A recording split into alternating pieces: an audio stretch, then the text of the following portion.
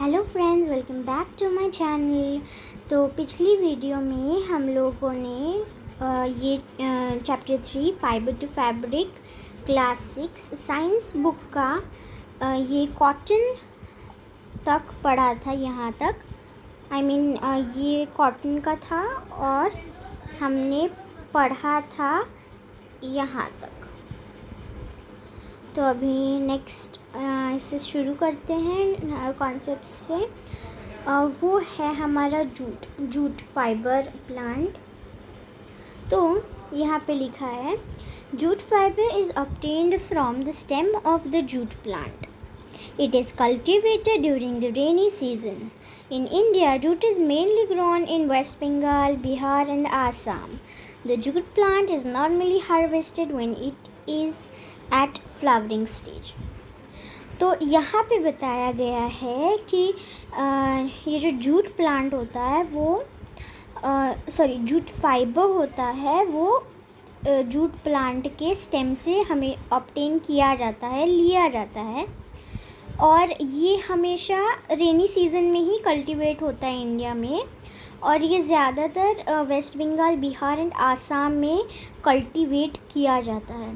तो आप ना यहाँ से लेकर यहाँ तक अंडरलाइन कर दीजिए, यानी कि इन इंडिया से लेकर आसाम तक अंडरलाइन कर दीजिए, क्योंकि ये मेन लाइन है। ये यहाँ पर क्वेश्चन पूछा जा सकता है कि इंडिया में मेनली कहाँ पर कल्टीवेट होता है जूट प्लांट।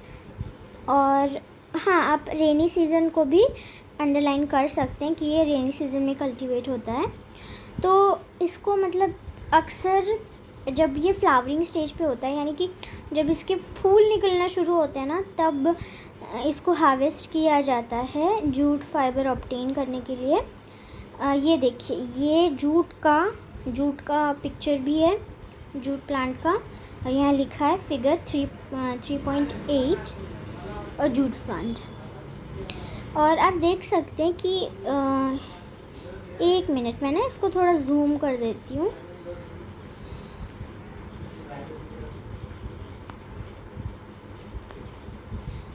तो आप क्या देख सकते हैं, यहाँ पर एक छोटा सा फ्लावर है। तो जब ऐसे फ्लावर निकलना शुरू होते हैं तब इसका हार्वेस्टिंग सीज़न होता है। तो हम लोग नेक्स्ट इस पे आते हैं। The stems of the harvested plants are immersed in water for a few days. The stem's root and fibers are separated by hand.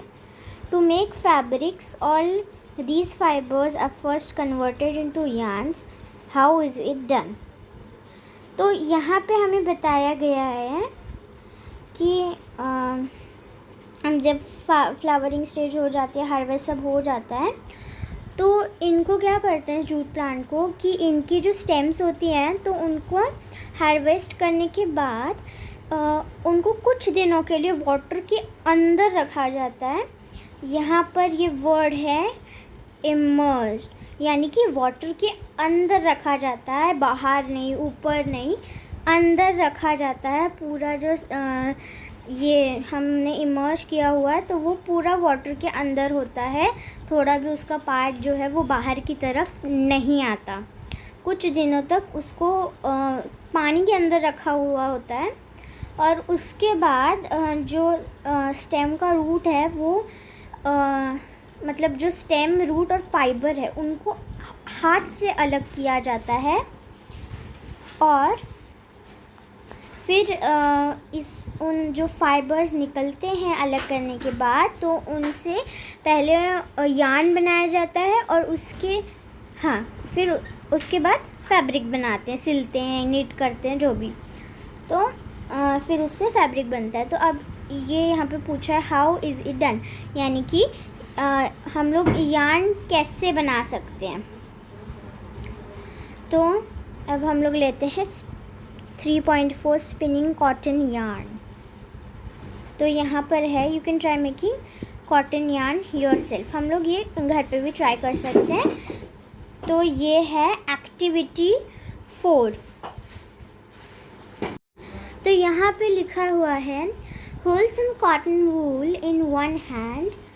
Pinch some cotton between the thumb and forefinger of the other hand.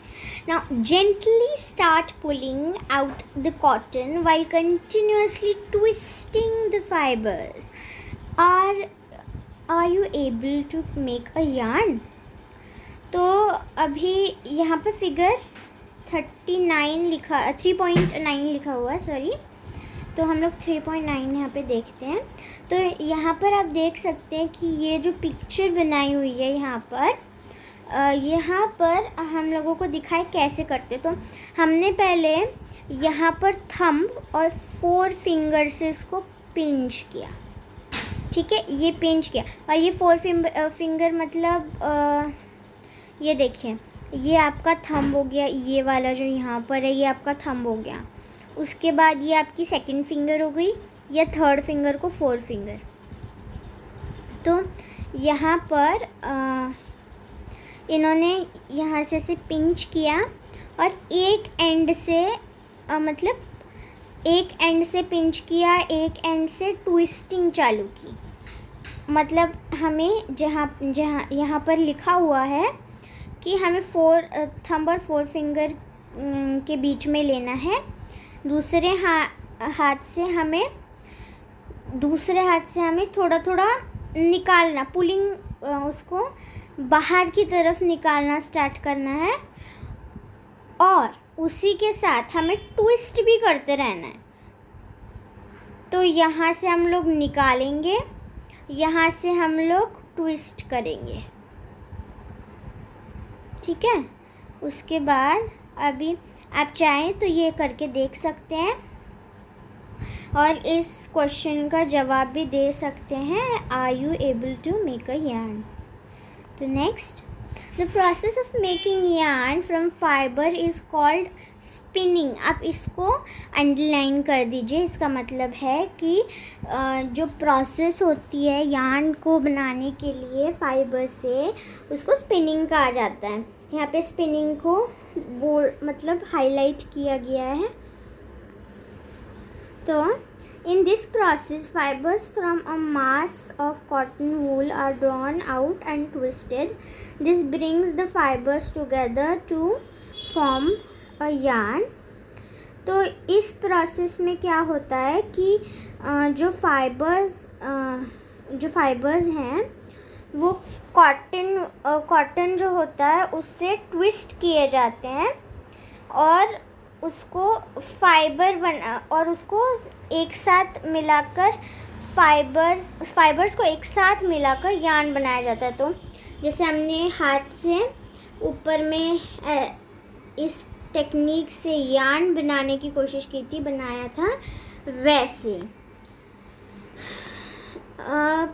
उसके बाद simple device used for spinning is a hand spindle also called तकली, figure 3.10।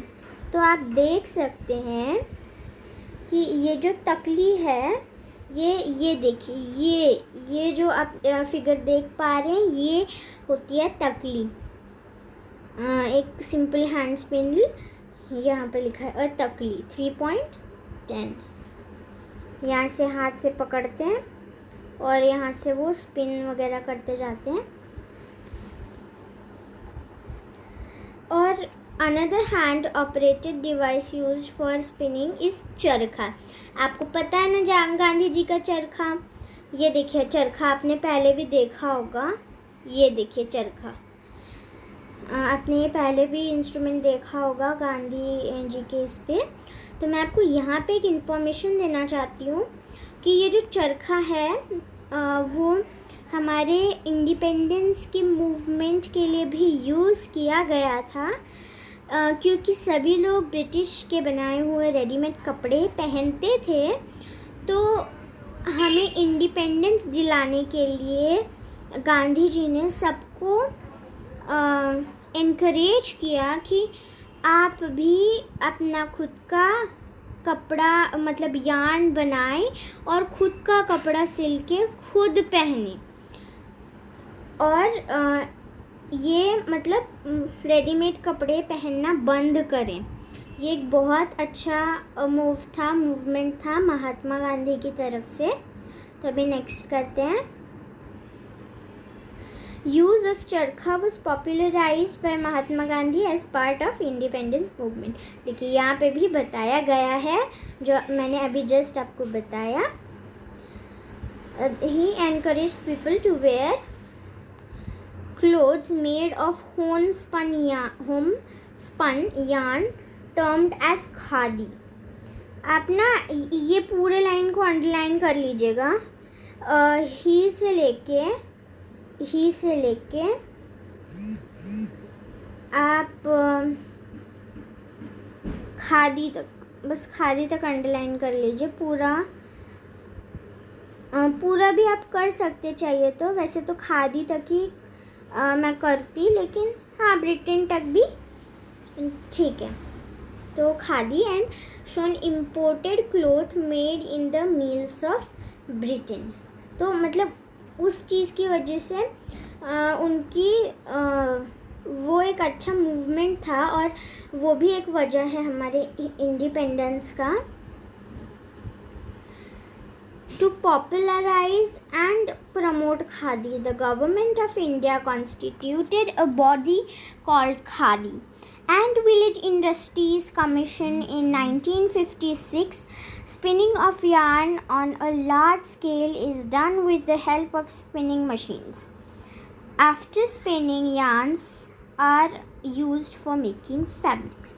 तो यहाँ पे बताया है कि हमारा इंडिपेंडेंस हाँ हमारी जो गवर्नमेंट थी, तो इंडिपेंडेंस के बाद हमारी जो गवर्नमेंट थी तो उन्होंने हमें एनकरेज, मतलब उसको और ज़्यादा एनकरेज किया और उसको एक टर्म दिया, उसको और पॉपुलराइज़ किया और टर्म दिया कि मतलब उसको खादी प्रमोट किया खादी को। और मैं आपको ये भी बताना चाहूँगी यहाँ पे एक्स्ट्रा कि वैसे दिल्ली में भी एक अच्छी, बहुत ही मतलब फेमस तो नहीं कह सकते, पता नहीं वो फेमस है कि नहीं, लेकिन हाँ दिल्ली में भी शायद कनाट प्लेस पे खादी है, खादी की दुकान है एक बड़ी। तो नेक्स्ट अब जाते हैं।